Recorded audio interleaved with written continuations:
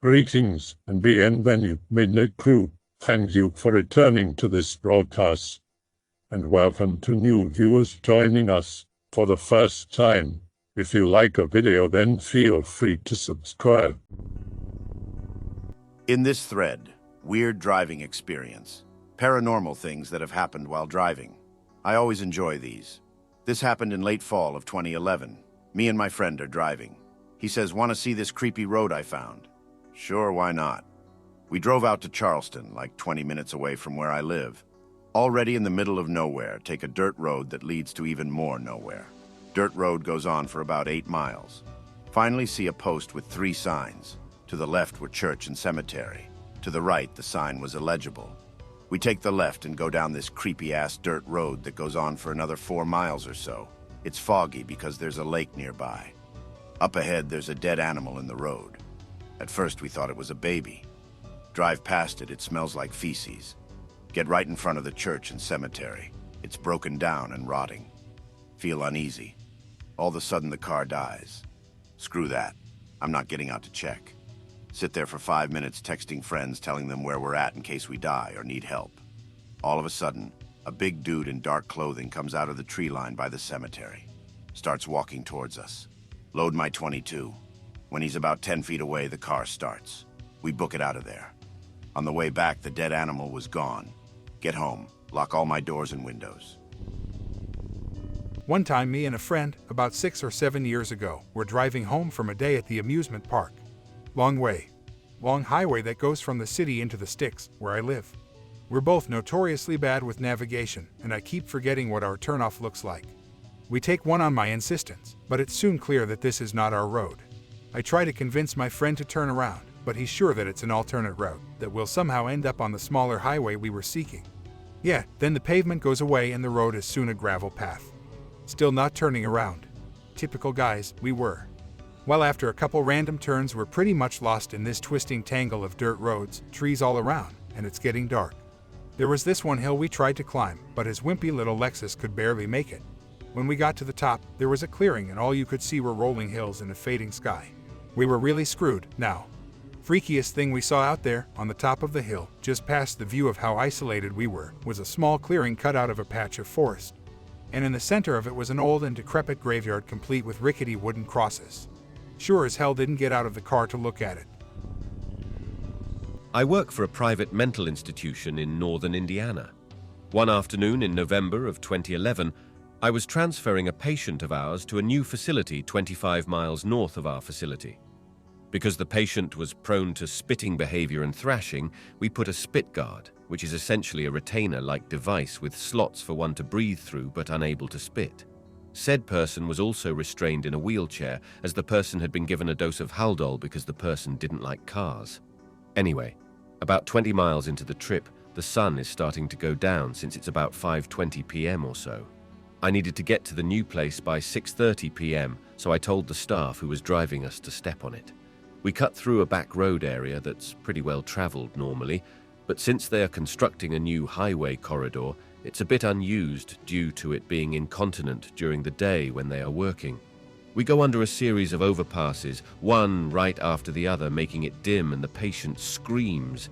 I mean, like as if they had woken with a knife at their throat. My driver swerved a bit due to the surprise, and I almost dropped my tea. I look back, and the patient is sweating. Face is all red, what is probably urine on the front of the pants and on the wheelchair. Just before we get to the bypass that would take us into the city, we go through a copse of trees that makes all around us pretty dark. I mean, you can see, but it does get dim. The patient screams again. I turn around, intent on at least scolding the person. I mean, by rights, they should be out cold due to the drug. The person could still make some audible sounds since it wasn't a gag, and all they kept saying was, stay in the sun, not in the dark." We got said person to said facility, and when we finished, we were talking to the other people from that place outside, having a cigarette, before heading home, and we told them what had happened. They related to us that in the 1940s there was a major car company in the area that sponsored a school for the mentally handicapped, which were referred to as idiots. I knew that much, but they also filled me in on a bit I wasn't sure about. and still today do have doubts about that one of the camping spots in the state park that was about a mile from where we had passed the copse of trees from had hosted a picnic for the students and family. The one fellow told me that while there, one of the children had been tricked, stolen away and killed, and left in the trees on the west side of the road where we had passed. The event wasn't widely made public due to the park's recent establishment and the financial troubles the school's sponsors were having. I asked my grandfather that weekend if he had ever heard anything like that, since he lived maybe 10 miles from that spot when he was my age. He flat out refused to talk to me. He said that was morbid and I shouldn't think of that sort of thing. My aunts and uncles have the same broken record. No one will acknowledge anything about it or they'll dodge the question. Be dating some guy, visiting his hometown. Population 75. Ask if there are any haunted places. He tells me about this bridge. Get his 2 brothers and we drive down there. Park on the bridge. The car turns off by itself. I wasn't driving, could have just been boyfriend pranking me, but he says it turned off by itself. We waited a little while, getting more and more freaked out. Car windows fog up. Not too unusual since there were 4 people in there. Looking out through fog. Suddenly little child handprints start appearing on windows. 2 on my window, then a few more on the back windows. Start screaming. Everyone was screaming. My boyfriend starts the car and we get out of Dodge. Get pulled over a little bit later for going 90 in a 65. Tell the cop what happened. He just laughs and lets us off with a warning. And we never went back. I am a medic with the Airmobile Brigade of the Netherlands. I made good money and decided to try and make my dreams of flying come true because I initially tried out for helicopter pilot. I joined an aero club stationed at an old naval airfield. One day, be the last one to leave the hangar. Unplug all devices so they don't cause an electrical fire. Planes inside the hangar are expensive, as in over 100,000. Later at night, I remember not unplugging the water boiler. As everything the Aero Club owns besides the planes, it's old and does not switch off automatically. I was staying with my parents for the weekend and decided to do the drive back to the airfield in one go while driving back home. I drive the car 5 kilometers around the runway. We never ever enter the runway if we don't absolutely have to.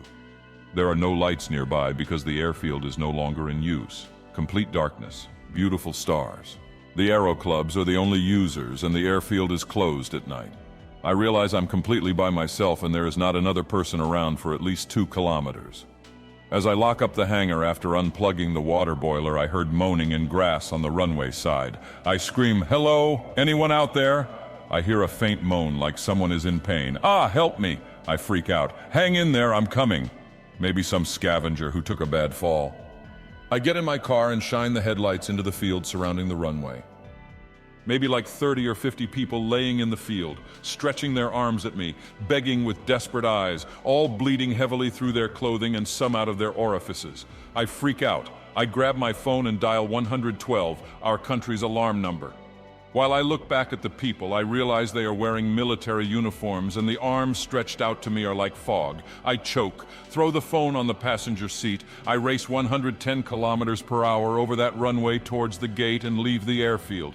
This history of that place is staggering. It has been a military base since Roman times. It was where the Germans first invaded my country and where rookie kids with hardly any training had to fend off the German invasion, armed only with repeaters. They were slaughtered in minutes. Did I dream? Nope. I got a fine for prank calling the emergency services on my cell phone in the mail. I just paid the damn fine. Nope, every time I'm on that airfield after sunset. Happened last summer. Friend and I decided to go for a drive up in the bluffs by the cornfields, farms and whatnot outside of town at about 10 p.m. or so. We live in small Midwestern town. It's boring, not much else to do. We get really far away from town and start getting near the woods. He's driving, I'm in the passenger seat. We're talking about stuff, listening to music, just enjoying the ride. Then he goes, "Hey, did you see that?" Apparently he saw this red flashing light in the sky. I figure it's nothing, but keep my eye on the general area that he pointed to. Then I see it. It's bright and huge and flashes quickly, then disappears for around 5 seconds and reappears in a totally different area of the sky, and it keeps doing this for a while. We figure we should go check it out and see what it is. Start driving down an old gravel road going deep into the woods. We see it up there moving around crazily and flashing, Then we start to get uneasy and creeped out. We turn the car around and start driving back, and just as we leave the woods back onto the road alongside the fields, I look in the mirror and I realize the object is now flashing repeatedly and is far more brighter than it was before, and appears to be moving after our car. We panic. He slams his foot down on the gas and we nope out of there. It ended up following us for a while but stopped completely and disappeared after we got closer to town. We always stay away from that area of the woods when we drive around there now. My family owns a little plot of land south of Athabasca. From a dirt road, we have to turn right to get into it. From there, we hit the field, which is just that, a field that's as flat as can be. We're not very creative, but we're a family of engineers. We just use what works. There's a road that leads to a large trailer which we have furnished over the years. We used to come out as a family to spend the weekend here, but with time, my sister and I would go there on our own to do our university work in peace and quiet. So one day, I went up with one of our dogs, her name's Shady, to take a load off and get some work done. I get there early in the day and get some stuff done on my schoolwork. When Shady starts pestering me to go on a walk, eventually I give in and set out with Shady to go on a long walk. By now it's about 4:30. The sun is almost setting, but I figure that I'll be home with Shady in about an hour. I take one of the many trails my family has carved out, or found, either or, towards what we have called the South Pond. The trail leads to an opening just before you can see the pond and a small dugout created by one of the many farmers surrounding our land. After about 20 minutes of playing with the chuck-it with Shady, I decide it's time to go back. We turn around to start towards the trail leading back home, but instead of taking the trail, Shady keeps going down the clearing, which is odd because she does knows the lay of the land and how to get back. I call out to Shady, trying to get her attention, but she keeps going down at a brisk pace. I follow after her, a little annoyed since she's well trained and usually listens to commands. She eventually goes into the woods surrounding the clearing. I catch up and try calling her out again. Again, she doesn't listen. I climbed into the woods after her, going slowly since the place was covered in rose bushes. Luckily, she doesn't go very far in. I find her in front of a small tree looking up at the branches. Since I'm a bit of an idiot, I think she was chasing a squirrel. I grab her by the collar, just to make sure she doesn't run off again, and start to walk her back to the clearing. The tree is still on Shady's mind as she keeps trying to look back at it. It's about this time that I notice that she isn't barking, just staring and heavily sniffing the air. Then the smell reaches me. It was awful. Something obviously died recently. I look up at the tree and see what's causing the smell. About a half-dozen dead chickens were hanging off the branches of this tree. Suffocating under the pungent smell, I drag Shady out from the thickets and work my way back to the cabin and give my parents a call. They were confused and shocked by the news. They said that they were going to come by the forest the next day. I spend the night in the forest, uneasy from the day's experience, but I do eventually get to sleep. My parents come by the next day and I bring them to the tree. And sure enough, they were still there. My folks were disgusted by the sight, though to my shock, they weren't as shocked as I was. Turns out some of the neighboring farmers have been dumping the remains of animals they've killed into the forest for some time, usually just sheep or cows. Since then, we've asked the farmers to take care of the remains of their livestock elsewhere. Sorry/X/, nothing paranormal, just farmers being farmers. My family moves out to Father's old town. I live in an old schoolhouse whose yard was converted into a farmyard. Grade 3 or 4 science fair. Be an idiot and derp to judges and don't place. Mom is driving me home. I'm pretty upset and say to my mom, I'm such an idiot. I'm just stupid. We aren't far from home, about a mile or two. She kicks me out of the car and tells me to walk home. Be super pissed now, decide to try to walk down to the lake, which shouldn't have been far. Hours later, totally lost. Cry deeply. Cold and getting dark. Finally see the lake. Wander around the beach looking for the boat dock that is close to the road we take to get to the lake. Find a dock. There's a guy there getting off a small boat. Naive kid I was, go up to him and tell him I'm lost. Says he knows my family and he can take me home on his boat. The sun is almost completely set at this point. He puts me on the motorboat and wraps me in a big jacket. Set off into the lake. At least half an hour passes. No lights on the boat and the sun is completely down. Pitch black, just the moon and stars reflecting off the water. Suddenly see red lights on a beach. We dock by the lights.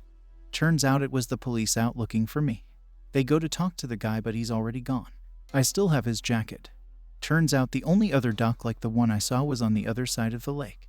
It still creeps me out thinking about it and how he knew where to take me, and I can't remember what his face looked like. Actually, the only thing I really remember about him is the sound of his motorboat and how he made this weird loud whistling sound every 10 seconds or so. I remember it because it was louder than the motor, and I counted the time in between whistles because I was scared and was trying to keep my mind off my situation. Background: this happened quite some years ago in about 2002. I'm 24 now, so I'd have been about 15 or so then. I'm from a smallish country town in New South Wales, Australia called Moss Vale. My friend in this story was at the time from a small village not far from Moss Vale called New Berrima, north of which is the Berrima Reserve, a forest reserved from logging and agriculture and kept for public use, bushwalks, etc. Belanglo State Forest is very close to all these places and is where Ivan Milat killed and dumped his victims. If you're unfamiliar with who he is, Google it. The Wikipedia article is fairly comprehensive. Okay, so one dull summer Saturday my friend and I, we'll call him Ben, decided we wanted to go through the farmland directly north of New Berrima and then on into the reserve. People are forever dumping crap in there, and occasionally you'll find something cool or a bit creepy. For example, I once found a headless doll with about 50 pins stuck in it. We went through the streets and quickly got to the adjacent lightly wooded paddocks. Wandering through, we found the skeletal remains of cattle, discarded household items and various junk. Nothing noteworthy. We pressed on and came to Berrima Road. It forms the boundary of this side of the reserve, so we crossed it and entered through the main gate. Walking down dirt tracks and exploring as we went, we found many things, but I mostly remember clothes. Lots and lots of thrown away clothes. I made a joke about this being the Salvation Army's dump for stuff that was too bad even for them, and we went on down the trail. We soon got bored of seeing old ovens and washing machines and decided to go off the beaten track and into the woods. Ben was reluctant, but he soon yielded upon being accused of being chicken shit. We ducked and wove through dead branches, stepped over rotted logs and moss, and kept an eye out for snakes as it was the weather for them.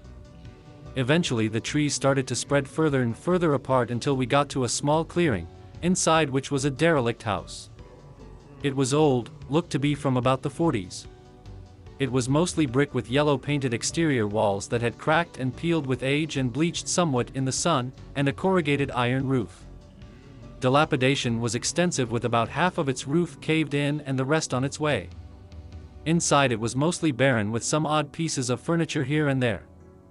We were disappointed as we had never come this far into the forest before and had no idea this house was here. When we found it, we were kind of hoping for some creepy shit, but no luck. That's when we realized we'd never been this far in before, and we'd wasted nearly an hour and a half looking around this house. In that time, twilight had stealthily crept across the sky. I asked Ben if he thought he could remember the way back. Slightly panicked, he said, "Shit, man. No, I can't." "Can you?" I couldn't, but what sense was there in increasing his distress? "Yeah, pretty sure. This way." We started off back through the woods in what I thought was the direction from which we came, with the intention of just getting back to the trail and following it out. 5 minutes passed, then 10, then what felt like 30 or even 40 had gone by, and we seemed to be no closer to getting out. The sky was at that point now where only the faintest blue light still remained on the western sky, gradually darkening to black in the east. Without admitting to each other the anxiety we both knew we shared, we kept going. Earlier in the day the forest had been an orchestra of birds, insects, and a gentle, warm summer breeze swishing through the trees. Now it was dead silent but for the sound of our footfalls and our own breathing. I remember thinking how odd this was, that not even a single magpie sang when usually an Australian evening is full of to and fro warbling. Ben stopped ahead of me and hunched over, gripping his knees, panting lightly. He turned to look at me to see if we were in agreement. I nodded and we sat. Looking around, I saw that even in this part of the forest people had dumped things. Haphazardly strewn about were some pots and pans, a flat tire, and even some bricks, possibly from the house. Casually gazing at these things, I noticed a bluish rag and what looked like white sticks. Curious, as I ever am, I got up and went to them to investigate. Once I was within a few meters, I quickly realized that the sticks were in fact bones. They mostly appeared to be ribs, with one exception of a partial jaw bone. Confused, I said to Ben, "I didn't know they ever farmed out here." "They didn't." "Loose animal maybe?" "Yeah, true," I replied, but I remained unconvinced. I picked up the jawbone and right away I noted how squarely angular and short it was, how small the molars were. Just then a noise I will never forget emanated from an unknown but close position. It was a long and droned, a labored moan that I at first thought to be a dog, but there was a slight "n" sound at the beginning of it. It sounded like "no." It sounded human, but yet not. I dropped the bone and looked at Ben. I uttered something like "Jesus" or something else, I don't recall, and we bolted. I have never run so fast in all my life. Rushing under, over, and through vegetation, we just kept going in the direction we set when leaving the house. I don't even know who started running first, but we were equally determined. After what felt like an eternity, we made it back to the trail, but we didn't stop. We kept running until we made it about halfway back to Berrima Road before we stopped and looked back. Naturally, there was nothing. Just an endlessly stretching track flanked by black tree silhouettes against an all too quickly fading blue sky. I looked at Ben and said, "Sticks." We both quickly found suitable weapons and continued walking down the track, one looking ahead and one behind. We eventually made it back to his house, where we had the best roast dinner I think I've ever eaten without saying a word about our experience to anyone.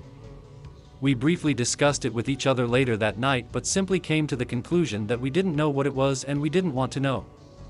So, TLDR, I'm pretty sure I found an unknown Milat victim. And they weren't happy. Did you tell the police? No.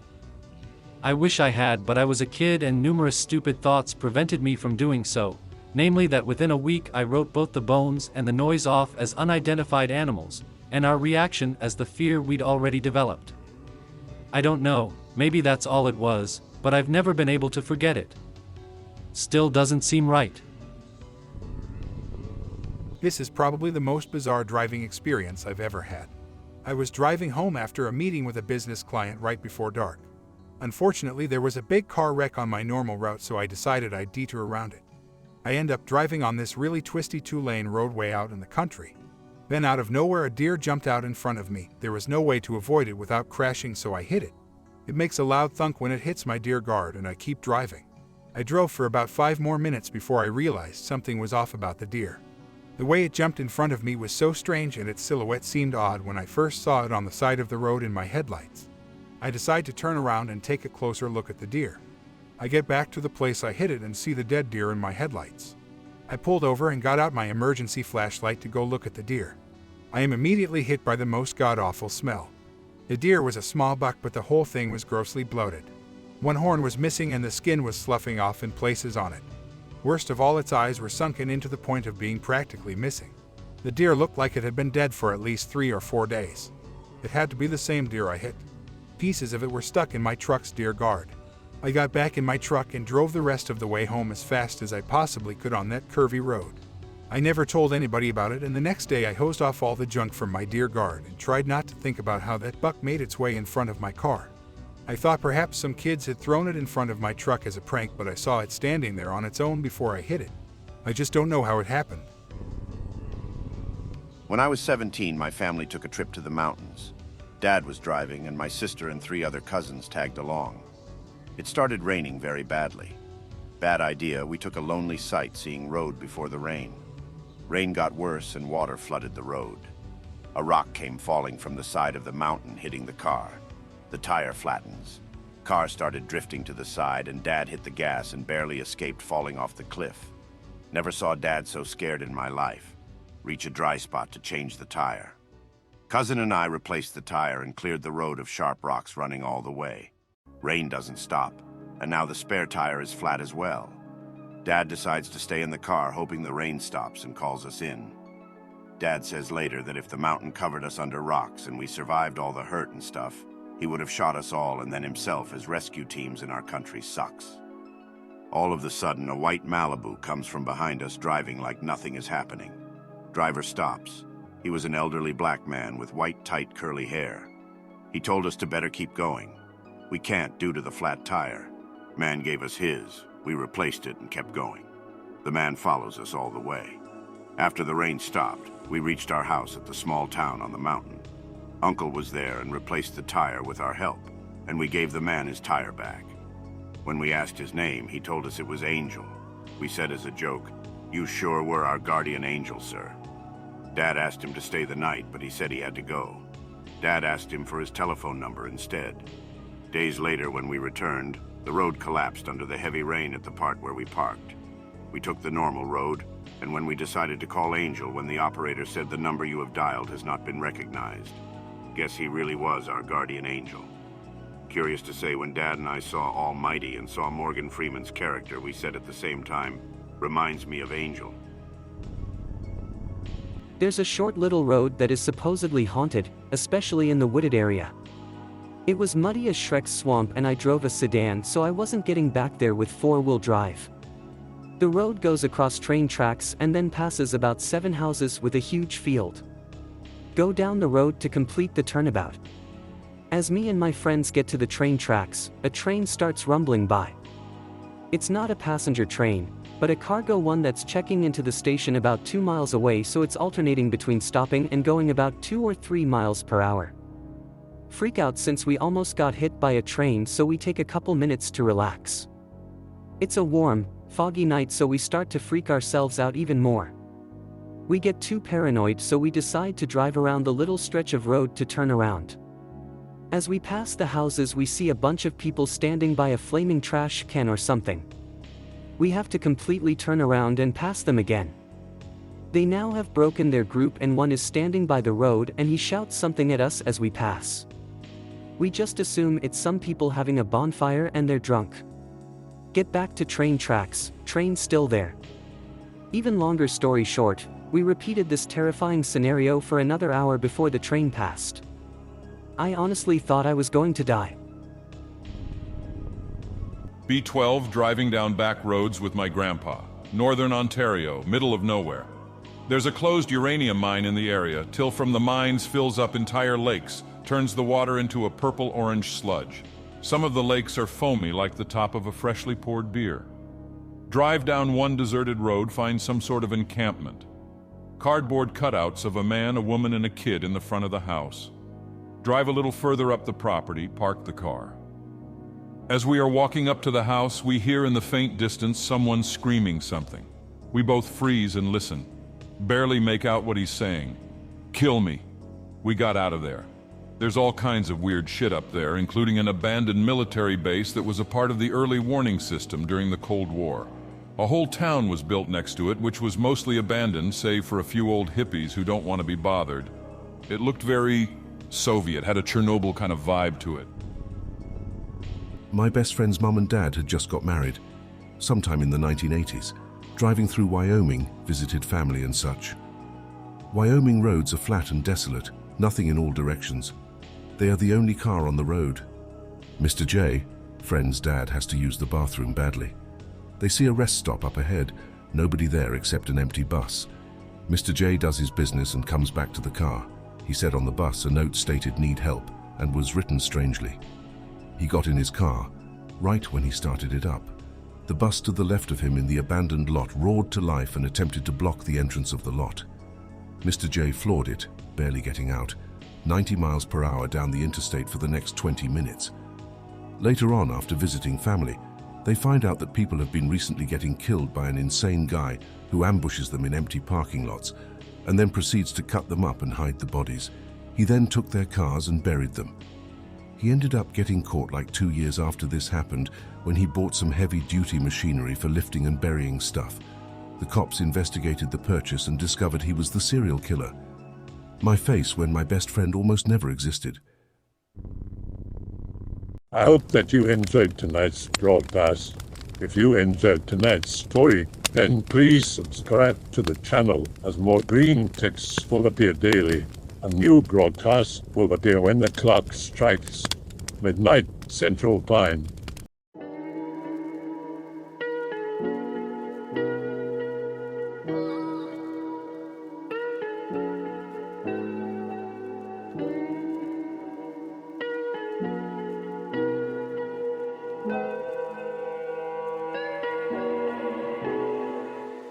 Remember to check out the Odyssey page in the description for a second archive of the channel's videos. There's also a Rumble archive as a backup.